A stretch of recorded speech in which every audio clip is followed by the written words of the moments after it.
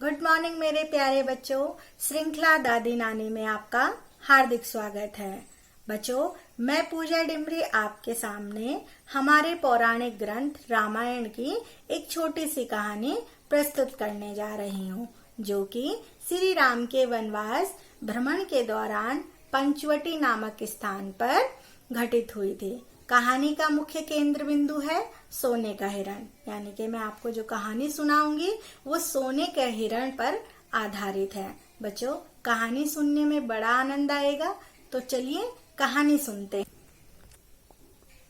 बच्चों, श्री रामचंद्र जी अपने पिता राजा दशरथ की आज्ञा पाकर वन को चले गए। वो अपनी पत्नी सीता और छोटे भाई लक्ष्मण के साथ वन में वनवास के लिए चले गए।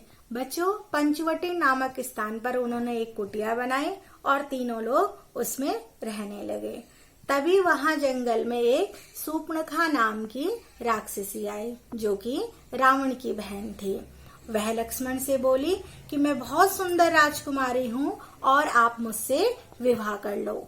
लक्ष्मण ने कहा, राजकुमारी, मेरा विवाह तो हो चुका है, मैं दूसरा विवाह नहीं कर सकता। किंतु सूर्पणखा नहीं मानी और वह लक्ष्मण से विवाह के लिए हठ करने लगी। लक्ष्मण को बहुत ज्यादा क्रोध आ गया, तो उन्होंने क्रोध में आकर सूर्पणखा के नाक कान काट दिए। रावण को जब यह समाचार मिला तो वो बहुत ज्यादा क्रोधित हो गए और उन्होंने राम लक्ष्मण से बदला लेने की ठानी कि मुझे राम लक्ष्मण से बदला लेना है। बच्चों, रावण अपने मामा मारीच के पास गया और दोनों ने मिलकर एक योजना यानी कि एक प्लान बनाया। थोड़े दिन बाद श्री राम जी की कुटिया के सामने एक सुनहरे रंग का हिरण आकर उछलने कूदने लगा, यानी सोने के रंग वाला हिरण वहां पर आकर खेलने लगा। सीता जी ने उसे देखा और श्री रामचंद्र जी से वह हट करने लगी कि स्वामी देखिए, यह कितना सुंदर हिरण है, ऐसा सोने का हिरण मुझे भी चाहिए और मैंने ये पहले कभी नहीं देखा है, कृपया करके आप इसे पकड़कर ले आओ। तो श्री रामचंद्र जी ने सीता से कहा कि सीता, सुंदर जीवों को कभी भी पकड़कर अपने पास नहीं रखना चाहिए, क्योंकि वो खेलते कूदते ही अच्छे लगते हैं। पर सीता जी कहाँ मानने वाली थी, वो तो हट पर थी कि नहीं, मुझे ये हिरण चाहिए ही चाहिए। तो तभी श्री राम जी को लगा कि यह जो हिरण है वो अन्य हिरणों की तरह नहीं है, यह तो बिल्कुल अलग दिखाई दे रहा है। परंतु उन्हें अपने बल पर बहुत भरोसा था कि कुछ भी गलत नहीं होगा। तो उन्होंने लक्ष्मण से कहा, लक्ष्मण, मैं सोने के हिरण के पीछे जा रहा हूँ, तुम यहाँ पर रहकर सीता जी की रक्षा करना।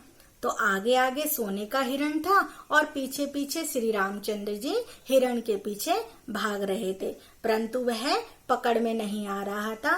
फिर अंत में श्री रामचंद्र जी ने क्या किया, सोने के हिरण पर निशाना तीर साध दिया और वह घायल हो गया। तो वो जो सोने का हिरण था वो अपने असली रंग रूप में आ गया। वो मामा मारीच था ना, तो वो उसने सोने के हिरण का रूप बनाया था और वो अपने असली वेश में आ गया और चिल्लाने लगा, हाय लक्ष्मण, हाय सीता। तो श्री राम जी समझ गए कि किसी ने हमारे साथ छल किया है, यानी कि धोखा किया है। उधर जब सीता जी ने ये आवाज सुनी कि हाय लक्ष्मण, हाय सीता, तो वे लक्ष्मण से बोले कि लक्ष्मण, जल्दी जाओ, आपके भैया संकट में हैं। लक्ष्मण के जाते ही वहां पर क्या हुआ, रावण जो है साधु का वेश बनाकर वहां पर कुटिया में आ गया और भिक्षा मांगने लगा। सीता जी जैसे ही भिक्षा लेकर बाहर आए तो उन्होंने भिक्षा को रावण की झोली में डालने लगी। तभी रावण जो है अपना असली वेश रावण के वेश में आ गया। जो साधु का वेश उसने बनाया था ना, वो उस वेश में आ गया और सीता जी को उठाकर अपने साथ लेकर चला गया।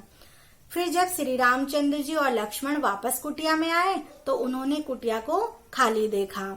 श्री रामचंद्र जी बोले कि देखो लक्ष्मण, लोभ में पड़ने का क्या कारण होता है। सीता जी अगर लालच में ना पड़ती कि मुझे सोने का हिरण चाहिए तो आज ये कष्ट ना आता, ये संकट ना आता। तो इसलिए बच्चों कहते हैं कि कभी भी हमें अति लालच नहीं करना चाहिए।